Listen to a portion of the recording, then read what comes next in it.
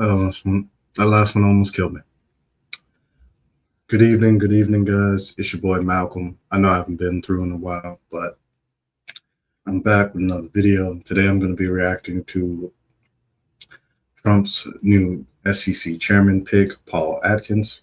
This video is brought to you by Yahoo Finance. Audio and video belong to them. I want to go ahead and get that out the way. A couple of my previous videos have been struck and struck down. Let me speak a little bit more properly. It sucks. I got to sort out that whole issue later when I can, along with everything else in my life. As you guys know, I'm a Gemini, and we're all over the place. So I will try to address that with previous videos, as well as getting other video content uploaded, at least more frequently coming forward. I've had some things I've had to deal with recently with my cousin passing, and I want to try to get back into the hobby of this. So with that out of the way, let's get into it.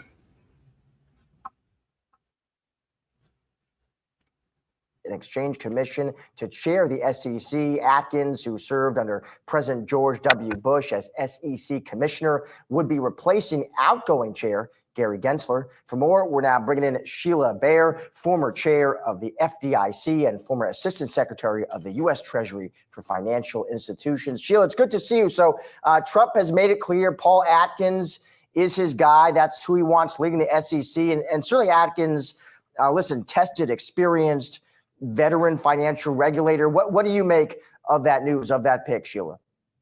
Yeah, it's a good choice. It's a relief. I think he's very solid. Philosophically, I think he'll be very aligned with the president-elect. But he's a seasoned hand. He understands the need for regulation. He understands the need for regulatory oversight of the securities markets. He'll be thoughtful about it. He's been nonpartisan too. He worked for Arthur Levitt in a senior capacity for a few years as well at the SEC. So I think it's a very solid choice, and the SEC will be in good hands with him. Hey, Sheila, it's Julie here. It's great to see you. It's been a while. Nice to see you. I can't recall, Sheila, if you are a Bitcoin holder or if you are a crypto investor at all. That's the real question. That was the realest question to ever ask somebody. Because if she is a Bitcoin holder, you already know her stance on the situation. So let's get into it. Have you invested in that? I do not own Bitcoin. I was a board member of a company called Paxos for a while that issued a stable coin, still issues a stable coin, and now I'm an advisor to Ripple, also on their stablecoin initiative. I do think stablecoins have great promise in making our payment system more efficient. Okay, I won't say that's cap, but if she has any type of financial portfolio or anything like that, depending on what fund she's invested in, she may already have money in Bitcoin. She just doesn't know it. I personally invest in Bitcoin. I'm not telling you to invest. If you want to, of your own volition, free of choice, do your research and all that stuff. Treat it like everything else in investing. There are risks, and you need to be aware of what you're doing. Please don't throw away money you cannot afford to lose. Let's get back to it. More timely, less expensive, especially international payments. So I think that is a technology that has a promise for socially beneficial uses, and I hope this administration will think about ways to create a regulatory environment that promotes responsible uses of it. I do not own crypto. I do not own Bitcoin at all. No, I don't. And I tell young people now, as you know, I write books for young people. It's a speculative investment, and it's made people a lot of money. But I think for young people, amateur investors, stay in the S&P 500 stock index. And Sheila, when you talk about responsible regulation of the crypto industry, it feels like certainly the crypto industry has been ecstatic, I think is not overstating it, about the election of Donald Trump. Atkins is one of the folks that they were really pulling for as a candidate to lead the SEC. You've said you think he is a responsible regulator. Do you have any concerns about the underregulation of crypto under him and or this incoming administration? Yeah, well, I think we basically have no effective regulation right now. And one of the problems with the Biden administration's approach, and I'm a fan of Gary Gensler, I think he did a great job in a number of areas.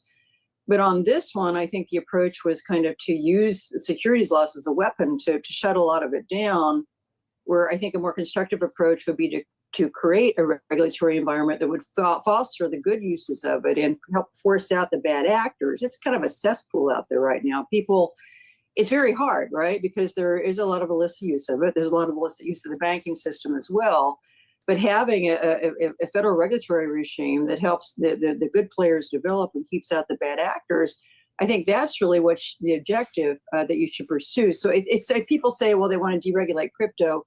At the federal level, crypto's never been, it's kind of been, they've just tried to keep it out as opposed to regulate it or create a regime where it would be regulated. And ironically, I think that's what most of the crypto industry wants. I think they agree that for that market to become credible and really grow, it needs proper regulation.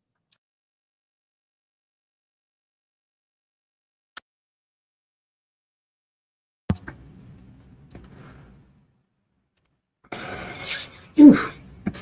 All right, we got through that one. So to kind of just, I guess, simplify what that woman was saying, don't really, geez, how do I, damn, I'm here trying to explain financial assets. Okay, so if you're familiar with the stock market, the bond market, commodities, precious metals, whatever you're into, Forex, I know like one or two Forex guys out there. In my opinion, this is my opinion, they should treat it as all the other asset classes. It is a new asset class in itself, and the technologies provided through this asset class, because the blockchain technology does more than just allow us to pay each other through simple hand-to-hand transactions. This allows us to track things.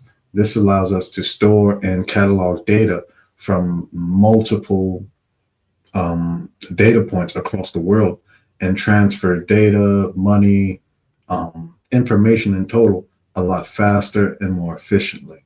So I would say this to those out there already invested, hey, good luck to you out there. I'm in it with you. But I think in total, when you move forward into the next year, I would like to see a lot of this government regulation move towards the profits, because that's what it all boils down to. How are we going to tax the money people are making? Because, there are people making money in this. So, in my opinion, we should treat it as the same way we treat all our current capital gain situation. If you're not familiar with capital gains tax, there's long-term, short-term capital gains. Long-term capital gains are usually taxed at a lower rate, so you save money by holding certain assets over long periods of time. I think a year or more qualifies it. I may be wrong. Please double check if you would like to be sure for yourself. The next thing I would like to say is, if you go for short-term capital gains tax, they usually tax that at a higher rate. And that's usually the tax rate that a lot of day traders are hit with. So if you're day trading, you could probably explain it a lot better than I can. I'm not really a financial advisor or anything. So that's a brief summary of it. I'm going to go ahead and tune out. I'll be back later with some more content for you guys. Pretty much, I just figured while I'm at home and I have the free time, I need to just start banging out more content. So I'll be back in a moment. Peace.